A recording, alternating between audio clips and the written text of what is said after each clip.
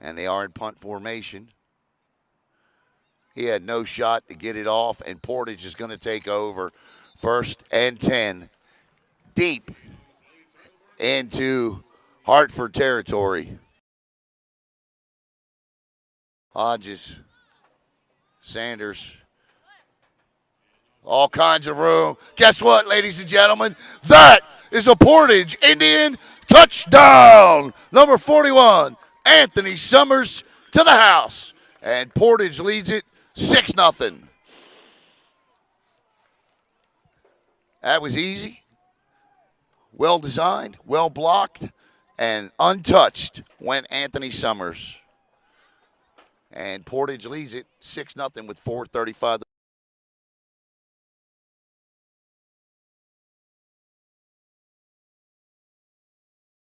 About 15 times yesterday. Snap is good. The hold is good. The kick is a beaut, Clark. And with 4:35 to go here, it is 8-0 Portage Indians.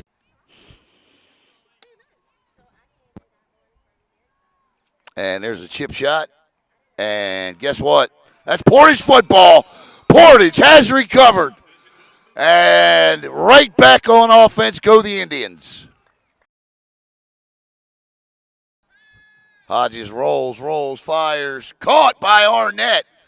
Arnett still on his feet down the sidelines. Still on his feet. Guess what?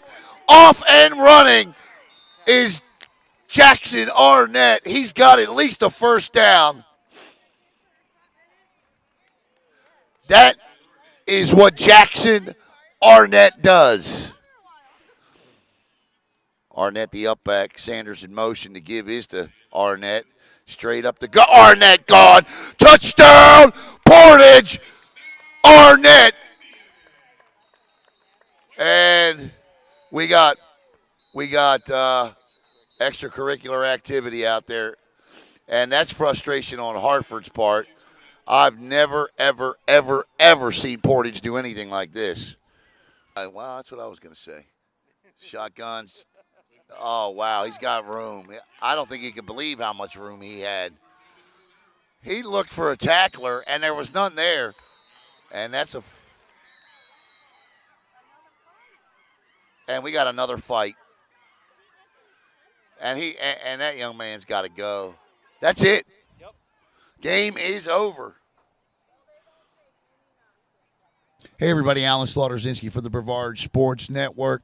A quick and very efficient win for the Portage Indians here. I'm here with head coach Derek Arnett. And Coach, let's talk about your guys' play out here because, man, that offense, that offensive line, it was like a hot knife through butter, Coach.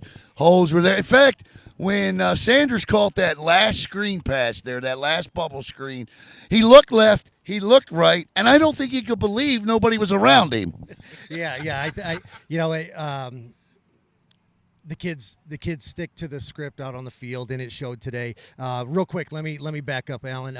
There were some extracurricular activities going on with the other team, and I'm sure everybody will see it on the films. But what I was most impressed about today was our kids' composure. You never know what's going to be thrown in their face, and they're 12 and 13 years old. And some adult things happened on the field today, and they handled it very well. So I'm most proud about that with all of our kids and our parents and our coaches and our region. But sticking to football, yes, the boys have been waiting for this opportunity to be lined up on the gridiron, and it showed today. We were 16-0 when the game got called in the second quarter with 8:17 left. So we probably would have had them on the clock by halftime. Yeah. That's the way it was looking like. The boys really showed that they deserve to be here. Now, I never bring it up unless the coach does, so you did. So now I'm going to ask. The discipline part of your football program, to me, we talked about it yesterday, is the most impressive part. Even in that last incident, your player's on the ground, he's moving back, he's trying to get out of the situation while the other player is being restrained. Coach, at this age with these guys and the testosterone that they're starting to build, and I get it, I understand, and when you come down here, and I don't mean to be long-winded about this, but when you come down here and you realize you're not the best, yeah, you know what I mean? Yeah, a lot of teams haven't lost when they get down here, and they don't know how to act.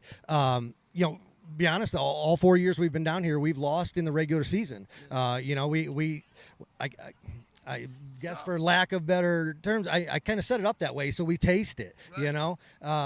And people can say what they want, but these kids, they're different, okay? And they're different, and their families buy into it. And you can take the trophies and rings and medallions, throw all that stuff out the window. What they displayed out here today, that's why we're doing this. Right. And if my kids can hold the restraint back in a situation like this, when we've spent thousands and thousands of dollars and people have taken off work and we've come down here and to have something negative happen like that on what's supposed to be the best day for them, and they handled it the way they did. Okay, I'm super proud of every one of them. And you know, like I said, you take all the other stuff and throw that out the window. The way they acted today is exactly why I love all these kids, and I would take them anywhere with me. And I'll say this as we wrap up here, and we'll bring some players in, but it starts at the top, and that's this guy right here. The entire organization. I told you yesterday how much I love this organization and how well run it is.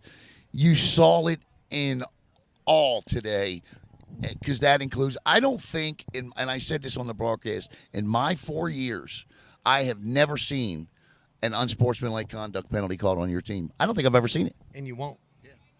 You won't. There you go. 16-0.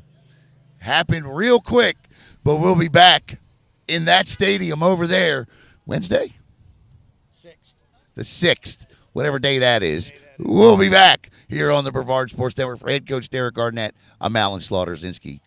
Hey, Alan Slaughter-Zinski for the Brevard Sports Network. And driving down here today from East Central Florida, I said, I wonder who the players of the game are going to be. And because I knew Portage was going to win. And, well, here they are. And I'm going to have them introduce themselves. Go ahead and tell everybody who you are. AJ Summers. Scored a big-time touchdown.